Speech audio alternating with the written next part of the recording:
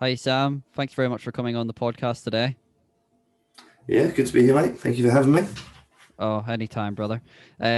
So I'm very lucky to have known you for what, 6, 7 years now? It'd be probably Oh, potentially even it would longer. be longer than that, yeah, maybe about Yeah. 8 years. Yeah. Well, it's been a great 8 years. For the audience who don't know you, could you just give a short story about yourself, please? Yeah, sure. Well, my name's Sam. I used to serve in the Royal Navy. Served about 9.5 years between December 2009 to May 2019. I was an engineer, much like Jonathan, except for I was on surface ships. And I served on everything from aircraft carriers down to minesweepers and pretty much anything in between.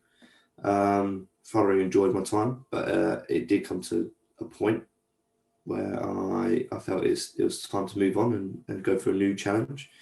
And a part of that new challenge was joining the Metropolitan Police. Very nice. Yeah. Um, I know certainly I've worked in the maritime industry with you, and when you said you were going to go and join the police, I thought that's a role you'd be very well suited for. Especially, the temperament and the good head you have on you, you're going to be certainly an asset. So, my question to you is, though, why the Met? Um, I chose the Met for a number of different reasons. One of which I've quite a few friends who are in the Met who kind of sung its praises. Um, a lot of my family live quite close to London, so where I'd been living away for so many years, it was an opportunity to be a bit closer to family, Mm-hmm. and the Met pays more than than any other police service in the UK, with London waiting, and the opportunities within the Met are much wider and greater. You can do a great deal, many different unique jobs through it. All right, fair enough then.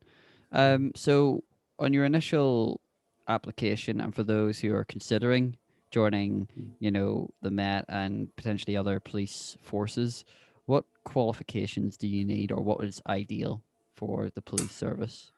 Um, so if we're talking about on paper kind of qualifications, you will need a basic C in GCSE or whichever is equivalent to say if you're from Scotland. I know that they don't have GCSEs; they have something slightly different. Or even if you're international, joining the Met Police or police in general, as we do take international applicants. I work with Americans. I work with people from Europe. It's quite diverse in that respect. But yes, certainly on paper you will need at the very least GCSE C or above. Fair enough. And Yeah. and what about qualifications? Would you say, um, like, you came from an engineering background or anything like that. Is any professional qualifications that would help you with that, or is it just standard GCSEs and we'll train you to do the rest? Um, I think in terms of I guess the kind of question you're getting at is whether outside qualifications would better help you doing the job Mm, role. Um, I think certainly life experience of any degree is beneficial in this type of work. Um, having having experience, being able to learn a new subject, learn the information, retain the information, and regurgitate the information is a very important skill to have. So if you've done that in any kind of capacity, whether that be at university or in an apprenticeship of whatever kind, that is only going to help you with the training and with the job role, as there's a lot of legislation, a lot of law you need to learn before they set you free on the streets of London. mm. And yeah, so that can only be only beneficial. And anything through the I guess the selection process that helps you stand out is also helpful. Yeah. And you said something very interesting that I never knew about the Met. You said you take international applicants. So how does that work? You say you work with the Americans, and this is to quickly describe that process of how someone international, if they were interested in joining the Met, could go about that. Just the brief overview of it. So in any kind of interested applicant, I'd firstly suggest you go to met.police.co.uk, and the website is very informative and covers a lot of you kind of frequently asked sort of questions about the Mm-hmm. joining process and eligibility to join. Um, yeah, when I say like international people, yeah, that's people who reside in the UK, who Mm-hmm. have been residing in the UK for X amount of time, who have citizenship here, are eligible to join the Met. Okay, Um, that's very cool. Yeah. yeah. For those of you interested, that website will be in the show notes as well, so you should be a handy link to click on. Um, so you've been accepted, and you're now going to go for your training. What does basic police training consist of in the Met? Um, it's a continually changing process, especially with the current climate of things. It has changed a little bit since I did my training only 8 months ago. Mm-hmm. Um, when I did my training, you go and do what's called a CKP, which is about an 8 week long course, which is kind of like an introduction to legislation law. Um, and then once you complete that, successful completion of it'll be like a multi question test you'll do. You successfully complete that, then you move on to the process of your your actual initial proper training. So where you either go to Hendon or you go to Marlow House, are the two kind of main police colleges for London. You go there, you'll do 6 months of learning legislation, learning law, learning how to use Met systems. So, like your various different reporting systems we have, our different policies. Um, you'll also learn, you do a little bit of practical work. So, a lot of role playing, a lot of your colleagues pretending to be criminals Yeah. or acting suspiciously, and you do kind of like play those sort of things out. And then you'll have your officer safety training, which is 5 days long, where they teach you, all your handcuffing techniques, all your officer safety techniques, how to use the equipment, the tools they give you properly and safely. You also get Parvard, which is essentially our version of pepper spray. So you get a healthy dose of that to Oh, good. experience that side of things. Is sort of similar to the CS training you get when you're in the forces, when you get you in the gas chamber. They get you to experience that kind of level of discomfort, so you understand. Well, for our side of things, you understand what kind of pain or potential pain you're inflicting on your subjects, as it were. Yeah. Fair enough. And Yeah, so, oh, sorry, that'd be carry six on. months. So yes, yeah, I'd say that would be your kind of 6 months of training. Post that, then you go to what's called street duties, and street duties you'll be there for about currently now will be about 2 months of street duties, and that's when you get taken out by experienced police officers. You take real life calls. Okay, so it's this. They'll do a bit more role playing with you, but then soon after that, you'll go and you'll be taking real life calls. You'll meet with real people, real situations, and that's pretty much uh, your time of refining it is really a trial by fire, as it were. Um, and yeah, you do that for a bit of time, and then they'll send you to um, specialized units just to get a bit more experience before they send you eventually on response team, which is what I'm on right now. All right, so it is very intense, and what I really liked what you said was it's constantly evolving, so that you adapt and you're the most capable and efficient you can be, which is always good to hear. Um, so when you do finish this training, are you a jack of all trades? Do you specialize? How does that work? So, on completion of your, I guess, your initial police training, you are a probationer. So, you're in your probation period. You're in your probation period for 18 months from when you join. Um, and when you get on team, you have what we call SORICs, which is a bit like a task book we would be familiar with of different um, different things you need to prove that you're competent in doing. Things as simple as an arrest or interviewing someone or taking a statement. You need to evidence that you are competent to do that by yourself without any help. This is nothing to particularly worry about. It's not a particularly hard thing to do. But it's just one of those things you need to complete in order to finish your probation and become a substantive police officer. Mm-hmm. Once you become a substantive police officer, um, that is when you can look to specialize. So when you finish your training, you're not necessarily jack of all trades. What you are is you'll finish your training for your actual initial role, which is a police officer, police constable. Mm-hmm. Um, Everyone in the Met who's joined as a police officer, the first and primary role is as a police constable. That is your bread and butter. That is like you need to know and be confident in being a police officer. And once you've got that kind of like nailed, as it were, that's when you can go right. I've got the basics and I know how to do the basics brilliantly. This is where now I can go specialise in all the really Gucci units that are available.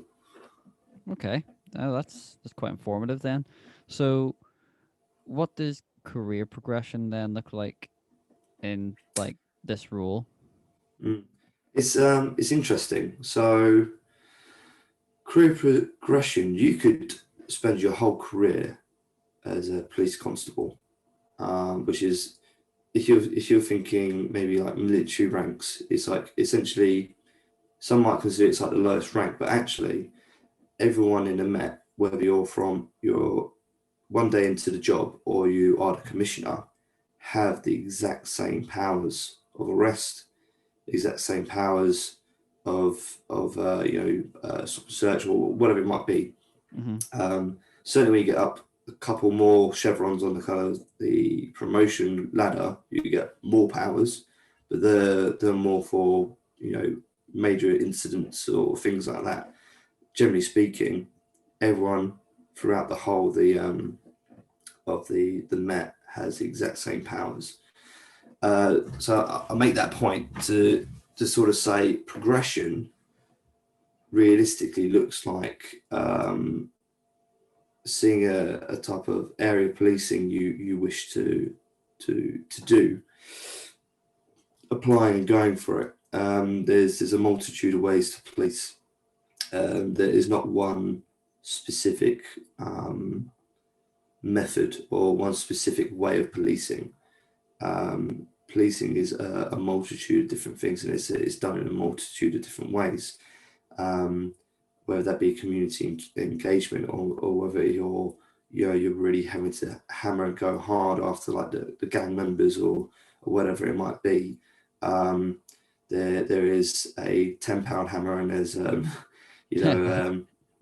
that kind of approach of like sometimes you need a lighter touch. Sometimes it's a kicking doors through. Yeah. Kind of thing. So in terms of progression, to kind of get back to your question, whether if you're looking at promotion, then to climb the kind of the ladder, as it were, become substantive. which is substantive. You can then do your sergeant's exam. There's nothing stopping you from doing the exam and qualifying. Once you qualify to be a sergeant, often if you're suitable and you pass the exam, they'll get you to act up, what we call acting up, which is similar to if you're, say, in the Navy and they get you to do Kiddick's role. I forget the term we use when you're an acting Kiddick. Local acting. Local acting, that's it. Yeah, so it's sort of similar sort of deal. Essentially, you're doing the job role of the rank above without the pay. But it's all for experience, all the risk for none of the reward, as it were. So you'll do that if I'm making that clear. And then you'll be subject to a board, like anything, for any kind of promotion within these uniform services, and subject to a successful board, get promoted, and so on and so forth as you go up and up and up. But yeah, so me being in would be just over a year now I've done. I hold the exact same authority, exact same power as someone who's done 20 years as a PC. However, the 20-year PC, I'm going to let them tell me what to do because they've got clearly a lot more experience than I do. But realistically, in any situation you find yourself in, no matter how much service you got, if you're first on scene or if you're, the full picture or as much of the picture as possible, you're in charge essentially. Fair enough. Yeah, if that answers your question. Oh no, it answers it very well. If we could touch on very briefly, you said something I find quite interesting in that there's a multitude of ways to police. So depending, after you finish your substantive, if I'm saying that correctly, you can then choose to specialize in a certain area of policing, if I'm getting that correct. So what's like a brief overview of the options available? I guess to unpack that a little bit more, so just to explain my position right now. So I'm on a response team in a borough of London. And each borough of London has 5 response teams, which are on a rotating shift plan. So there's 3 shifts within a day: early turn, late turn, night turn. So that's your early shift, late shift, night shift. Yeah. So you'll have 3 different teams on throughout the day. With your response team, depending what type of calls you go to, will require different approaches of styles of policing. So even in that kind of area, you still have that element of the different types of ways of policing, whether it's proactive or whether it's responsive. On response teams, so generally speaking, we respond to 999 calls. Someone phones us, there's a fight kicking off, we respond, we find out what's going on, and go from there. In terms of specialization, essentially is you are, say it's for argument's sake, firearms. They aren't dealing with your domestic disputes or your civil disputes. They are specifically dealing with very violent people, or people who have weapons, i.e. guns, sometimes knives, not often knives. We normally deal with people with knives. They are dealing with the very high risk kind of violent people. So their approach isn't going to be nicey-nicey. Their approach is going to be in there to deal with what they need to deal with. Or it could be something like your safer neighbourhoods teams. So S&Ts, they're very proactive.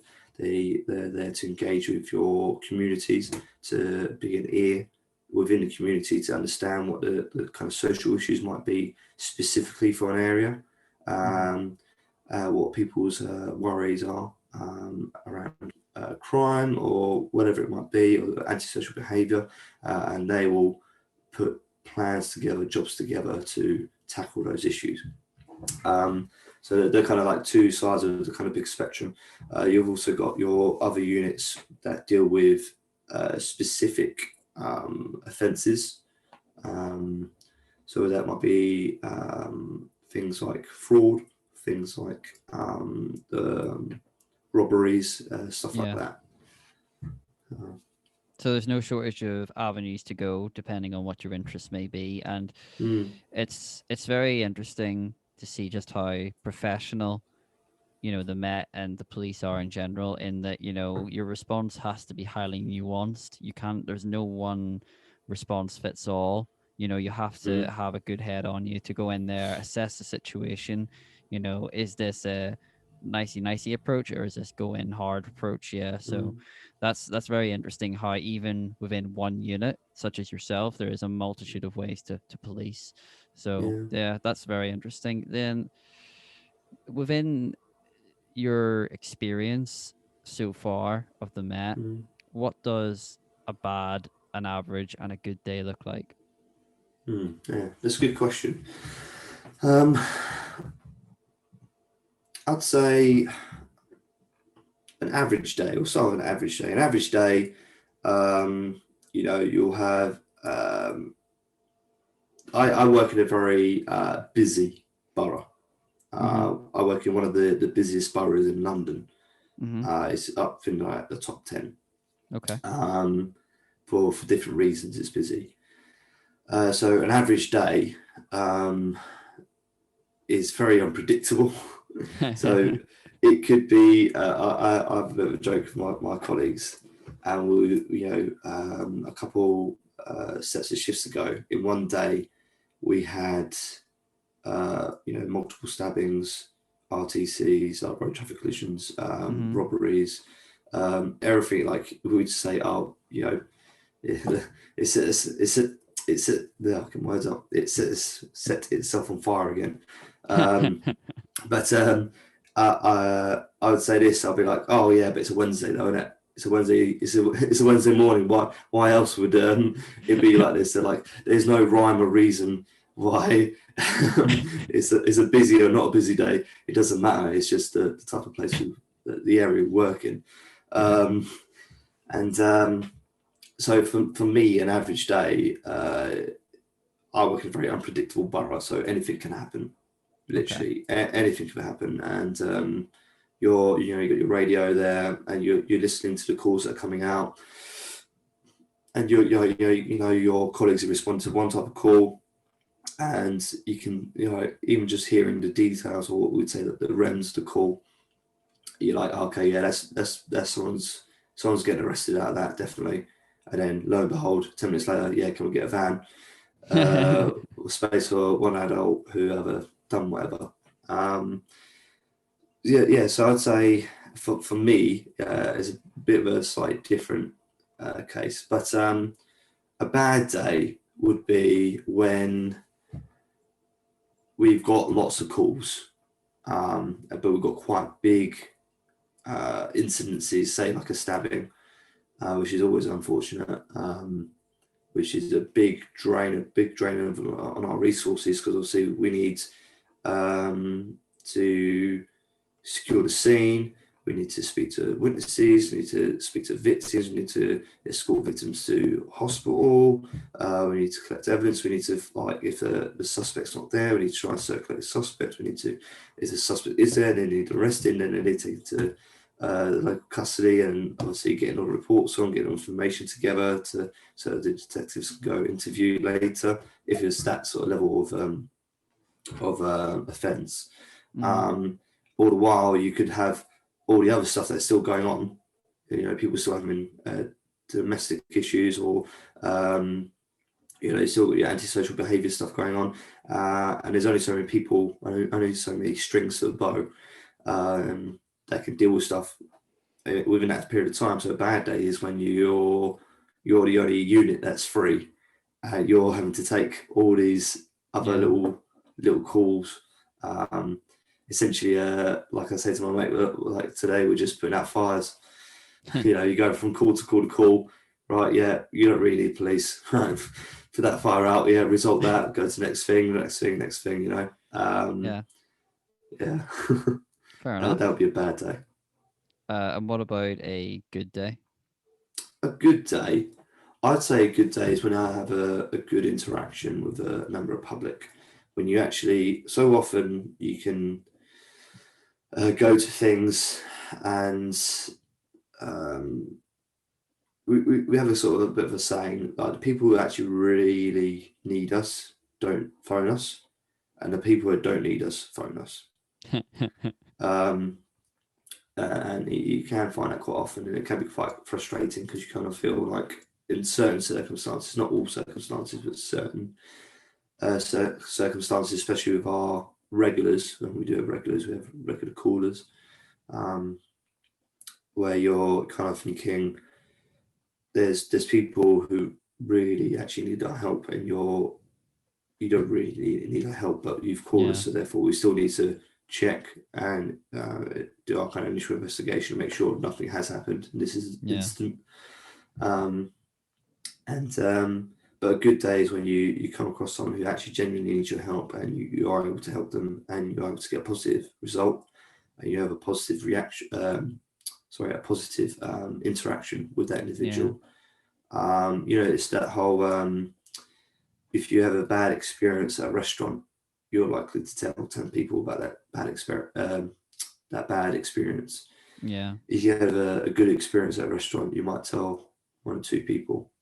Um, so quite often, if someone has a bad experience with a police officer, they're likely to tell quite a lot of people. yeah, But if they have a good experience with a police officer, then at least then you still get a couple of people that'll be able to say, you know what, I had to call the police or whatever thing it was, and they're really good to me. They're really helpful. They, um, you know, did what we're here for, which is to help yeah. people. Yeah. I mean, that sounds really good. That sounds like an immense amount of job satisfaction. And it's so interesting that you said that because that's roughly the same answer that my good friend Sharon, who's a paramedic, she said something along similar lines. It's having good interactions with people and, making people's days better and being of service to your community and you know, I suppose that's what you sign up for, isn't it? You sign up Yeah. to help and serve people. Mm, Unfortunately, as you say, there are domestics, there are, people who perhaps needlessly call it, same in the ambulance service, people who call for a paper cut or, some other sort of nonsense. But yeah, I imagine that the immense satisfaction that must bring when you turn up to a serious call, the people who genuinely need you, you resolve it, mm, and everybody's fine. Everyone goes to bed at night happy, and mm, you've served your community. So yeah, I can imagine, at least for a brief moment, what that must feel like. mm. Um, so my next question then is, what do you wish you knew before you had joined, and would you do anything differently? Mm. Um, Before I joined, I feel like I've been quite fortunate in my experience so far. Um, in that I wanted a new challenge. Um, I didn't want to go somewhere where it's like more Vicar and it's all hunky dory and quiet. I wanted to go in the thick of it. Mm-hmm. Um, and I got quite fortunate with where I've been posted is that type of place, um, which is great. Things I wish I kind of knew beforehand. I think if I'd not done what I'd done before, if I'd not done my time in the military, um, I would not have had the same level of appreciation for rank structure, or my work ethic would be different. Mm-hmm. Um, uh, we get in the military, you get told, right, this is what we're doing, and we're going. You could be like, right, we're leaving for 6 months tomorrow. You're like, oh, okay. Like you just drop everything, you just go, you should do it. Um, Whereas if you've not had that kind of experience, you're you're probably less prepared for the type of job that this is, where it's very can be quite short notice. It's like actually goals moved again, guys. We're going to stay on an extra hour, 2 hours because something's kicking off in town. We need to be standby or whatever it might be. Hmm. Um, so in terms of what I wish I knew beforehand, um, not much, but I feel with my past experience has helped uh, Hmm. me with the curveballs that this job sometimes throws at you. Hmm. Um, what's the other half of that question? Sorry. And would you do anything differently? What would I do differently? Um, Again, I think I achieved what I kind of wanted to achieve in the Navy. Um, and now I'm looking at what I want to achieve in the police. What I would do differently, I wouldn't do much differently, in honesty. Um, I'd maybe study more, possibly, during my training. I passed, obviously, all my exams and things like that, but perhaps I would have invested more time into my kind of like my personal study during my training. Yeah. It's something I would have done, and I would recommend, doing that. But in terms of anything differently, no, I wouldn't say so. Um, Very well prepared then. yeah, as always, As always. that's like I would recommend though would be if you are looking at this as a potential job or career, really going through the selection process or whatnot, really read the fine print in the information they send you out. Um, you know, I didn't go too much into the selection process, but when you apply on successful application, you'll be invited for a day one assessment. Your day one assessment is consisted of 7 different tasks, two of which are role plays, um, and you get an overall score on how well you do on all 7 of those different things. So if you absolutely tank one of those things, you still have an opportunity to make up your points on other areas. You pass points on that, then they'll invite you for a day two assessment, which is your medical and a fitness test. Um, Fitness test being 5.4 on a bleep test, Oh, which easy. is very, very achievable. Um, I won't go into. There's some people who struggle, but Yeah. personally, um, no one should be struggling at that level if you're looking to do this job because it can be quite a physical job. Yeah. There Oh, are times where 100%. you do need to be physically wrestling people or restraining people. So yeah, you do need to have a level of fitness. I would suggest just for your own safety. Yeah, very Certainly. important. Yeah. Yeah. Yeah. Especially if there's someone who's, potentially bigger than you or just a unit, Hmm. and even, a good standard of fitness is good regardless of your job role. But yeah, it'll Yeah. only enhance your capability as a, Mm. police officer, if you are physically fit. Yeah. Um, so you answered my last question without me even asking it. So thank you very much. One thing I would like to say is, I really do appreciate the service you do, Sam, and all the police officers in the UK. We know it's a thankless task most of the time, but we really do appreciate the fact that, um, 9 times out of 10, it can be a tough day, but you're just doing your job, and Mm. nobody, I think, likes issuing tickets or arresting people or anything like that, but it is just part of the job. And especially in like COVID times when tensions are high and stuff, it's like, Mm. yeah, you're keeping us safe despite that. So my big thank you to all police officers in the UK, and thank you very much, Sam, for coming on and discussing this. So audience, I Thank you for hope having you're me. yeah, audience, I hope you've enjoyed that, and I hope that you're a bit more informed on the subject. So once again, Sam, thanks very much for coming on the podcast. Awesome, man. Thank you.